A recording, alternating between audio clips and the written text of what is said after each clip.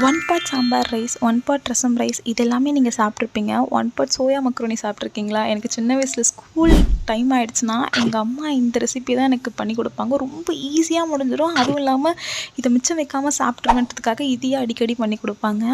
ஒரு குக்கரில் 2 ஸ்பூன் எண்ணெய் விட்டு வெங்காயம் தக்காளி ரெண்டுமே அட் அ டைம்லேயே போட்டு வதக்குங்க. ரொம்ப தனித்தனியாக வதங்கணும் அதெல்லாம் அவசியம் கிடையாது. உங்களுக்கு வேணால் நீங்கள் இஞ்சி பூண்டு கூட போட்டுக்கலாம்.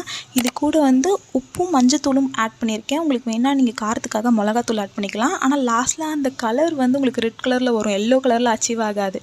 இது கூட ஒரு மெயினான இன்க்ரீடியன்ட் என்னென்னா மேகி மசாலா. இதை அந்த எண்ணெயில் போட்டு வதக்குனீங்களா அவ்வளோ ஒரு ஸ்மெல் வரும். வேறு எந்த மசாலாவுமே வேணாம், இது ஒன்று இருந்தாலே போதும், அவ்வளோ டேஸ்ட்டாக இருக்கும்.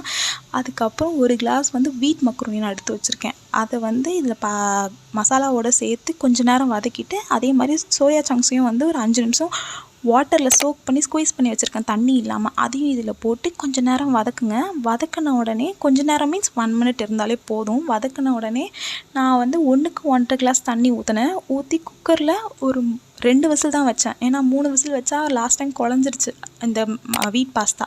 அதனால் இந்த டைம் நான் 2 விசில் வச்சேன். கரெக்டாக குழையாமல் வந்திருந்தது. உங்களுக்கு அடியில் தண்ணி இருந்துச்சுன்னா இன்னும் கொஞ்சம் நேரம் ஸ்டவ்வை ஆன் பண்ணி வச்சுருந்தீங்கன்னா அந்த தண்ணி எல்லாமே போயிடும். அதே மாதிரி எனக்கு வேணுன்றதுக்காக சீஸு, அதுக்கப்புறம் தந்தூரி சாஸ், அதுக்கு மேலே பெரி பெரி மசாலாலாம் போட்டு சாப்பிட்டேன். நிஜமாக